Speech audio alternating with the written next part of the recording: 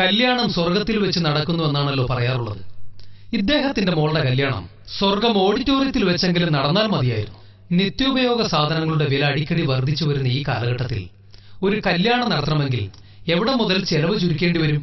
ആരൊക്കെ കല്യാണം വിളിക്കേണ്ടി വരും? ഇനി ആരെയൊക്കെ കല്യാണം വിളിക്കാനുള്ളത്? രാധാകൃഷ്ണൻ, സുധാകരൻ, തങ്കപ്പൻ. ഓ, പ്രഭാകരൻ. അവനെ വിളിച്ചിട്ടില്ല. അവൻ എന്നെ കല്യാണം വിളിച്ചതാ. വിടാൻ പാടില്ല അവനെ. ആ പ്രഭാകര, ഞാൻ നിന്നൊന്ന് കാണാൻ കാത്തിരിക്കുകയായിരുന്നു. കാര്യങ്ങളൊക്കെ അറിയാലോ. അടുത്ത മാസം 28-ാം തീയതി 10-നും 10:30-ക്കും ഇടയ്ക്കുള്ള ശുഭമുഹൂർത്തത്തിൽ, അല്ല മുഹൂർത്തത്തില് എന്റെ മോളുടെ വിവാഹമാണ്. അപ്പൊ കാലയെ കൂട്ടി വന്നേക്കണം. എന്ത് കാലിനെ കൂട്ടി? കാലിനെ കൂട്ടിയല്ല, കാലയെ കൂട്ടി അങ്ങോട്ട് വന്നേക്കണം. അതെ, ചെറുക്കൻ എവിടെന്നാ? ചെറുക്കനെങ്കിൽ ഇറാഖിലാ ജോലി. ഇറാഖിന്നവൻ തലേന്നേ വരൂ. ഇറാഖിലായതുകൊണ്ട് ഇപ്പൊ തലയില്ലാതെയും വരാം. കരുനാക്ക് വിളിച്ചൊന്നും പറയാതടാ. അവരെന്താ ചോദിച്ചേക്കണേ? സ്ത്രീധനം? അവരങ്ങനെ പ്രത്യേകിച്ച് ഒന്നും ചോദിച്ചിട്ടില്ലെന്നേ. അവർക്ക് പെണ്ണിനെ അങ്ങനെ ഇഷ്ടപ്പെട്ടു. പിന്നെ നിങ്ങളുടെ പെണ്ണാണ്, നിങ്ങൾക്ക് എന്തെങ്കിലും കൊടുക്കാൻ താല്പര്യം ഉണ്ടെങ്കിൽ കൊടുക്കുകയോ കൊടുക്കാതിരിക്കുകയോ ചെയ്യാം. പക്ഷേ ചെക്കൻ പെണ്ണിന്റെ കഴുത്തി താലി കെട്ടണമെങ്കിൽ 101 പവനും ഒരു കാറും മസ്റ്റാണ്. പിന്നെ കല്യാണം കഴിഞ്ഞാൽ അവളെയും കൂട്ടിക്കൊടുത്തിട്ട് അവൻ അങ്ങോട്ട് പോകും. അല്ല, അവളെ കൂട്ടിക്കൊണ്ട് അവൻ ഇറാഖിലോട്ട് പോകും. അപ്പോ മറക്കരുത്, വരണം. പിന്നൊരു കാര്യം. അല്ലല്ല, അവിടെ വേണ്ട. പറഞ്ഞു. പിന്നെ മറ്റൊരു കാര്യം പറയാനുള്ളത്, നിന്റെ പെങ്ങളുടെ കല്യാണത്തിന് ഞാൻ വന്നിരുന്നു. അന്ന് ഞാൻ ഒരു കവറിനകത്തിട്ട് ഒരു 500-ന്റെ പെടക്കട നോട്ട് തന്നിരുന്നു. ഓർമ്മയുണ്ട്. അപ്പൊ ഈ 1000-ന്റെ നോട്ട് ഇറങ്ങിയെന്ന് പറയാനുണ്ട്. ഞാനാണ് ഈ സാധനോട്ട് കണ്ടിട്ടുമില്ല. നീയതപ്പ എന്നെ കാണിക്കുന്നാണ് എന്റെ പ്രതീക്ഷ. എന്റെ വിശ്വാസം നീ തകർക്കരുത്. അപ്പൊ 1000-നൊരു തീരുമാനമായി. വിശ്വാസം അതല്ലേ എല്ലാം. തോമസേ, കാര്യങ്ങളൊക്കെ അറിഞ്ഞല്ലോ. അറിയോ, അടുത്ത മാസം കല്യാണം. അതെ, കല്യാണമാണ്. അപ്പൊ ദയവേത് ആ ഏരിയയിലേക്ക് വരാൻ നിൽക്കരുത്.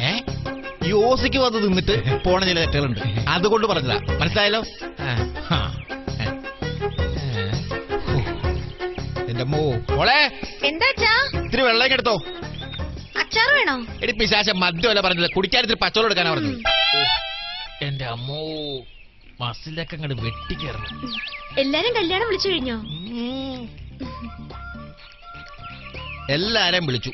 ഒരു കണക്കിന് കല്യാണം എന്ന് പറഞ്ഞ പണ്ടാര ഇല്ലാണ്ടിരിക്കുക നല്ലത്. അല്ലെങ്കിൽ നടന്ന് തന്തമാരുടെ ഊപ്പാടളവും. അതെ, ആ കലവർക്കാരൻ സ്വാമി വന്നായിരുന്നു. ഞാനൊരു അസാമ്യം കണ്ടില്ല. ഇനി അയാളെ എടുപ്പിത്തപ്പാനട്ടാ. ഈശ്വര, ആള് വന്നിട്ടല്ലോ. പറഞ്ഞു തീർന്നില്ല, സ്വാമിയും എത്തി. അപ്പോ കാര്യങ്ങളൊക്കെ അവിടെ വരെയായി. അത് തന്നെ എനിക്കും ചോദിക്കാനുള്ള. കാര്യങ്ങളൊക്കെ അവിടെ വരെയായി. കല്യാണം വീട്ടുമുറ്റത്തങ്ങ് എത്തി നിൽക്കുകയാണ്. ഇനി കലവറയുടെയും സദ്യയുടെയും കാര്യങ്ങൾ മാത്രം പറഞ്ഞാൽ മതി. നമുക്ക് ശരിക്ക് ചെലവ് ചുരുക്കി ഇതങ്ങ് നടത്തിയാൽ മതി. ഇതാരാ ഭാര്യ? ഇതാണ് മോള്. ചെറുപ്പത്തിലെ കണ്ടാണ്, പിന്നെ അങ്ങോട്ട് കണ്ടിട്ടില്ല. പെണ്ണുമുള്ള എന്തേ? പോയി. ആരൊപ്പം? ആരൊപ്പമല്ല, ചന്ത പോയെന്ന് പറഞ്ഞാണ്. അപ്പൊ ചെലവ് ചുരുക്കല്ലേ? മോളെ, ഒരു കാര്യം ചെയ്യും, കുറച്ച് ചായയും കുറച്ച് കടിയും കിട്ടോ. ഇഡലി മതിയോ? അത് മതി. ഇങ്ങോട്ട് വന്നേ. അപ്പൊ നമുക്ക് ചെലവ് ചുരുക്കാൻ എന്താണ് ചെയ്യേണ്ടത്? അപ്പോഴേ നിങ്ങൾ ഈ പായസം ഏതാ ഉദ്ദേശിക്കണേ? പായസം ഞങ്ങൾ ശരിക്കും ഉദ്ദേശിക്കുന്നത് പാലടയാണ്. ആണോ? പാലട ഉദ്ദേശിച്ച ചെലവുരുക്കിൽ നടക്കൂല. നമുക്ക് അരിപ്പായസം ആക്കാം. അതാകുമ്പോ 2 രൂപയ്ക്ക് റേഷൻ കടന്ന് അരി കിട്ടും. അത് മേടിച്ച് വേവിച്ച് അതിനകത്ത് തല്ലിപ്പൊട്ടി ശർക്കര കിട്ടും കൊടുത്താണ്ടല്ല അരിപ്പായസമായി. പിന്നെ ചെലവ് ചുരുക്കലിന്റെ ഭാഗമായിട്ട് നമുക്ക് സാമ്പാറും തൊടുകറിയായിട്ട് അങ്ങോട്ട് വിളമ്പാ. അപ്പൊ തൊടുകറിക്ക് എന്ത് ചെയ്യും? അതില്ലെന്ന് പറഞ്ഞാ പോരെ. പിന്നെ അതേപോലെ തന്നെ ചോറ് ചോദിക്കുന്നവര് ചോറ് വിളമ്പാൻ നിൽക്കുന്നത് പ്രത്യേകം ശ്രദ്ധിക്കണം. രണ്ടാമത് ചോറ് ചോദിക്കുന്നവരെ പരിസരത്തേക്ക് ചെല്ലുകയും ചെയ്യരുത്, അവരെ മൈൻഡ് ചെയ്യുകയും ചെയ്യരുത്. മനസ്സിലായ? നമുക്ക് ഈ കല്യാണം ഗുഹയാക്കിയാലോ? എന്താ ഈ ഗുഹ ഇങ്ങനെ ഈ കയ്യിലിങ്ങനെ തിന്നോണ്ട് പോവില്ലേ? ഓ എടോ പിള്ളേക്കകത്ത് ഗുഹയല്ല, ബൊഫേ. ആ കാഫേ. പിന്നെ നമുക്ക് കലവറ എവിടെ ഉണ്ടാക്കണമെന്ന് തീരുമാനിക്കാം. എന്നാ വാ, അവിടെ നമ്മുടെ പറമ്പിൽ പോവാ. സ്ഥലം അങ്ങോട്ട് കാണിച്ചു തന്നോളൂ. ഇങ്ങോട്ട് വന്നേ. ഇവിടെ എവിടെയാണ് കലവറ ശരിയാക്കേണ്ടത്? ഇത് സ്ഥലം കുഴപ്പമില്ല. ഒരു കാര്യം ചെയ്യാം, നമുക്ക് ഇവിടെ ചെയ്യാം. അതാവുമ്പോ ഓടി ഇറന്ന് പണിയെടുക്കാം. അവിടെ നോക്കണം.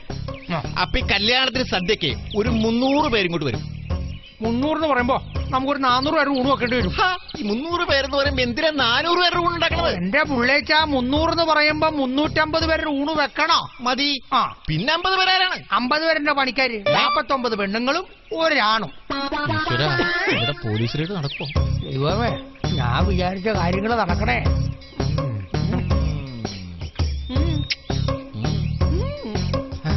പിന്നെ ഈ സാമിയെ പറ്റി ചില പരാതി കിട്ടിയായിരുന്നു. ആരുടെ? നമ്മുടെ പുന്നന്തോട്ടത്തെ കല്യാണത്തിന് സദ്യക്ക് സാമ്പാറിനകത്ത് മുട്ടത്തൊണ്ട് കണ്ടെന്ന് എന്തൊക്കെ കേട്ടായിരുന്നു. അത് വെറുതെ പറഞ്ഞ മുട്ടത്തൊണ്ട് കണ്ടതല്ല. സാമ്പാർ വെക്കണൊക്കെ നമ്മളാണ്. ഈ രാവും പകലും ഇല്ലാതെ ഓടിയിടന്ന് പണിയെടുക്കണല്ലേ. അപ്പൊ ക്ഷീണം മാറ്റാൻ വേണ്ടി സാമ്പാർ വെച്ചുകൊണ്ടിരുന്നപ്പോ സാമ്പാറിനകത്തേക്ക് ഒരു 5-6 താറാമുട്ട ഞാൻ എടുത്തിട്ടായിരുന്നു പുഴുങ്ങി തിന്നാൻ വേണ്ടി. ഞാനാണെങ്കിൽ അത് മറന്നും പോയി. സാമ്പാറുകളൊക്കെ ഇപ്പൊ ഈ സാധനം പൊട്ടിയും പോയി. അപ്പൊ മുട്ട പൊട്ടി അതിനകത്ത് വീഴുകയും ചെയ്തു, മുട്ടത്തൊണ്ടൊക്കെ അതിനകത്ത് കിടക്കുകയും ചെയ്തു. അപ്പൊ ഞാനും ആലോചിച്ച് എന്തായാലും ഇത്തിരി കൊഴുപ്പ് കൂടിക്കോട്ടെയായിരുന്നു. അതിനിപ്പോ അവര് പറഞ്ഞെന്താണെന്നറിയോ, മുട്ടത്തൊണ്ടി ഞാൻ അതിനകത്ത് ഇട്ടിരുന്നത്. മുട്ടയുടെ കാര്യം ആരും പറയുന്നില്ല. അപ്പൊ സാമ്പാർ അവസാനം മുട്ടാറായി മാറി. അത് മാത്രമെന്നുള്ള പരാതി ഞാൻ വേറെ കേട്ടായിരുന്നു. ആ സർലയുടെ കാര്യമായിരിക്കും പീഡിപ്പിച്ചെന്ന് പറഞ്ഞത്. ഈശ്വര, അതുകൊണ്ടാണ് ഞാൻ അതല്ല ഉദ്ദേശിച്ചത്. ആ രാഘവന്റെ വീട്ടിലെ സദ്യക്ക് കാളന്തകത്ത് എലി എത്തുകിടന്നു പറഞ്ഞു. ആരാ പറഞ്ഞ? ഇതൊക്കെ വെറുതെ പറഞ്ഞ. സത്യത്തിൽ സംഭവം ഞാൻ എടുത്തിട്ടൊന്നല്ലാത്. അതായത് സാമ്പാർ വെച്ചുകൊണ്ടിരിക്കുമ്പോ അതിന്റെ മുകളിൽ ഒരു എലി ഇരിക്കണ്ടായിരുന്നു. ആ സമയത്താണ് പെട്ടെന്ന് അവിടെ ഒരു പൂച്ച വന്നത്. പൂച്ചേനെ കാണലും എലി ഓടാൻ ശ്രമിച്ചതാണ്. കാല് സ്ലിപ്പായിട്ട് നേരെ സാമ്പാറിലേക്ക് വന്നുകൊണ്ട് ഞാൻ എടുത്തിട്ട് പോലെ ഇപ്പൊ അവര് പറയണേ. പാവ എലി. കാര്യങ്ങളിലേക്ക് കിടക്കാം. ഇനി സംസാരിക്കാനുണ്ടല്ലോ.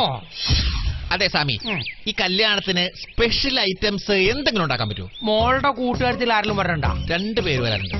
ആണല്ലേ? അവരെങ്ങനെ ഫുഡിന്റെ കാര്യത്തിൽ? നോണാണ്. നോൺ വെജാണ്. അപ്പൊ ഒരു കാര്യം ചെയ്യാം, നമുക്കൊരു സ്പെഷ്യൽ ഉണ്ടാക്കാം. ഡോൾഫിൻ കൊടമ്പുളിയിട്ട് വെച്ചു.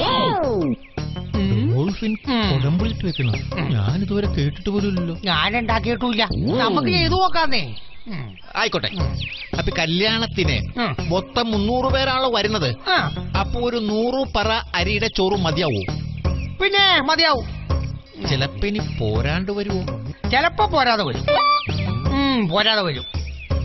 അതെ, നമുക്കൊരു 2 കൊല പഴം മേടിച്ചാൽ മതിയാവോ?